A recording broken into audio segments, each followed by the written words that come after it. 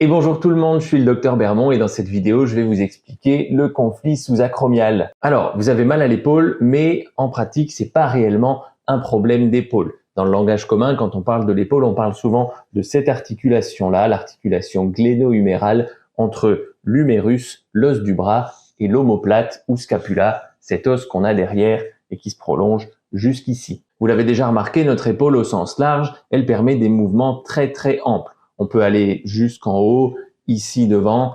Derrière, c'est vraiment l'articulation la plus mobile du corps humain, sauf que cette mobilité très importante, elle ne peut pas être assurée par une seule articulation. L'articulation gléno-humérale entre l'humérus et l'omoplate va assurer une grande partie de cette mobilité, mais c'est les glissements de l'omoplate sur la cage thoracique qui vont aussi énormément jouer. Et le problème dans le conflit sous-acromial, c'est que certains de ces muscles qui permettent les mouvements de l'omoplate sur le thorax vont s'enraidir. Du coup, ça va perturber les mouvements de cette omoplate et quand on va bouger le bras, l'acromion qui est ici va venir faire un conflit avec les tendons de la coiffe des rotateurs qui sont juste en dessous. Ça fait un conflit sous-acromial. Donc maintenant, on sait que le problème, c'est un enraidissement de ces muscles. Et ces muscles-là, c'est principalement l'élévateur de la scapula et les rhomboïdes. Ils servent à tirer les épaules vers le haut et vers l'arrière et ils ont aussi un petit rôle d'extension au niveau thoracique et de mobilité au niveau cervical. Et donc là, vous allez me dire, s'ils sont enraidis, on les étire et on est sorti d'affaire. Sauf que pas vraiment. Si on fait des étirements, on va peut-être regagner temporairement en mobilité, mais si on ne résout pas la raison pour lesquelles, le problème pour lesquels ils sont enraidis, ça va récidiver. Ces muscles-là, on l'a vu, ils ont deux principaux rôles, suspendre l'omoplate et participer à la mobilité de la colonne. Et s'ils deviennent raides, c'est parce que les autres muscles qui assurent la même fonction ne font pas leur travail correctement. Du coup, ils sont surchargés. Au bout d'un moment, ils arrivent à bout de force et ils se bloquent pour protéger le système. Donc le principal axe de traitement de notre conflit sous-acromial, ça va être de renforcer les muscles suspenseurs de la scapula, principalement le trapèze, et de renforcer la musculature paravertébrale, les muscles qui assurent la mobilité de la colonne. L'idée, ça va être de renforcer ces muscles pour qu'ils puissent faire leur travail correctement et pour qu'ils puissent soulager notre élévateur de scapula pour éviter qu'il s'enraidisse. Et en faisant ça, non seulement on va faire passer la contracture, mais en plus, en renforçant notre trapèze, on va permettre, lors des mouvements d'abduction du bras, d'ouvrir l'espace sous-acromial.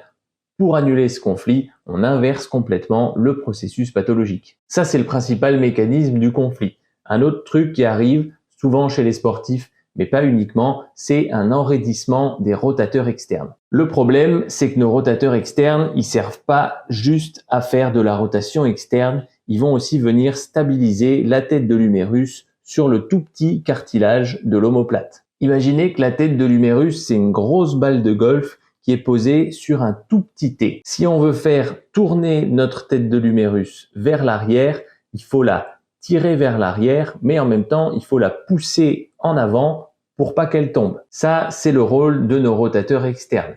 Le problème, c'est que s'ils sont contractés en permanence, ils vont en permanence pousser notre tête humérale vers l'avant, et en avant, on a la coracoïde, ce petit os que vous pouvez sentir ici entre votre deltoïde et votre grand pectoral. Et si votre tête de l'humérus, elle est trop en avant, les tendons de la coiffe des rotateurs vont se retrouver coincés entre votre coracoïde et votre tête humérale, et ça peut aussi déclencher un conflit. Comme toujours, pour lutter contre l'enraidissement, on ne veut pas simplement faire des étirements, on veut surtout renforcer les muscles qui ont la même fonction que le muscle qui manque de mobilité. Dans ce cas-là, on veut renforcer les muscles stabilisateurs de l'articulation gléno-humérale, on veut renforcer la coiffe des rotateurs. Et donc là, vous allez me dire, ouais, je connais bien, il y a plein de mecs sur Internet qui font des vidéos avec des élastiques. Sauf que ces vidéos avec les élastiques, elles ont deux gros problèmes en termes de biomécanique. Premièrement, notre coiffe des rotateurs, elle sert pas juste à faire de la rotation. C'est vrai que si vous regardez sur un cadavre qui a le bras le long du corps et que vous tirez sur ces différents muscles, ça va faire tourner la tête de l'humérus.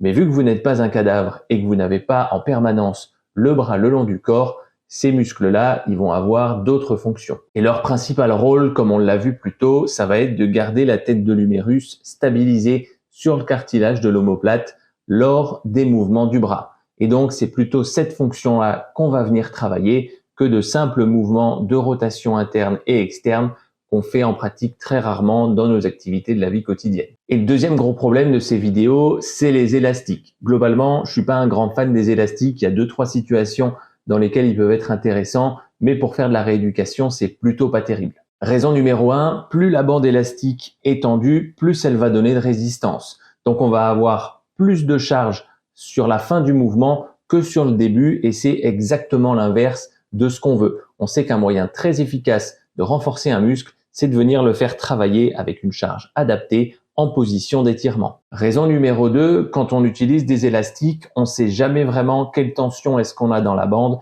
et donc quelle charge est-ce qu'on met sur le muscle.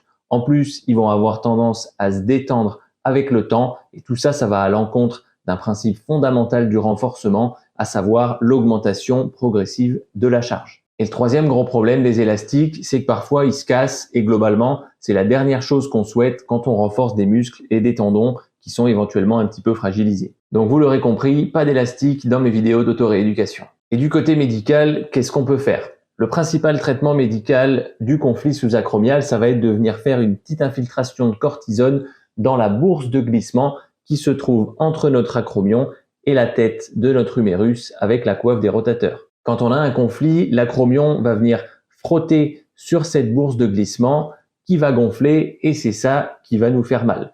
Le problème, c'est que parfois, on va rentrer dans un cercle vicieux. Ça frotte, donc ça gonfle, plus ça frotte et donc ça gonfle. On a même en pratique un double cercle vicieux parce que plus ça frotte, plus ça fait mal, du coup on s'enraidit, ça frotte encore plus, etc. Et c'est là que notre injection de cortisone est hyper intéressante.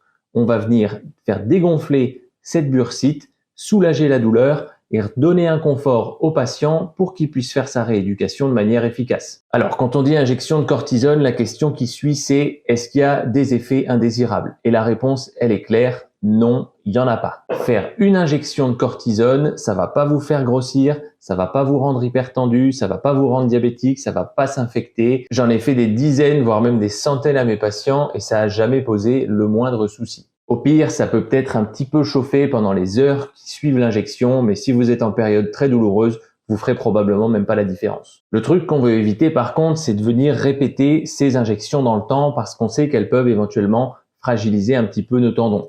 Faire une injection pour derrière pouvoir venir faire une rééducation qui va renforcer ces tendons, c'est pertinent. En faire plusieurs sans faire le traitement mécanique nécessaire derrière, ça n'a pas vraiment de sens. Si vous êtes en période très douloureuse et que vous ne pouvez pas vous faire infiltrer tout de suite, après avis de votre médecin, vous pouvez prendre des anti-inflammatoires par la bouche. Ces traitements-là, pour le coup, il faut faire très attention parce qu'ils peuvent avoir des effets secondaires assez sérieux, mais ça peut vous permettre de passer un cap douloureux et de retrouver un certain confort pour faire votre rééducation de manière efficace. Voilà pour ce qui est du traitement médical et une question qu'on me pose souvent aussi, c'est est-ce que je peux glacer mon épaule? Globalement, pas trop. Les structures qui gonflent, les structures qui font mal, non seulement elles sont assez profondes, mais en plus elles sont en dessous de l'os, en dessous de l'acromion, donc ça va être difficile de les atteindre avec du froid mis en superficie. Par contre, ce que vous pouvez faire, c'est prendre votre petit pack bleu et le mettre au micro-ondes jusqu'à ce qu'il soit relativement chaud et ensuite vous le posez sur votre élévateur de la scapula. Ça va avoir un effet décontracturant musculaire et ça peut vous redonner un certain confort. Voilà pour ce qui est du conflit sous-acromial. J'espère que je vous ai convaincu que c'était vraiment un problème mécanique et que comme tout problème mécanique, ça va se régler avec un traitement mécanique, à savoir de la rééducation. C'est pour ça que j'ai fait des vidéos d'auto-rééducation que je vous invite à aller regarder et je vous dis à très bientôt.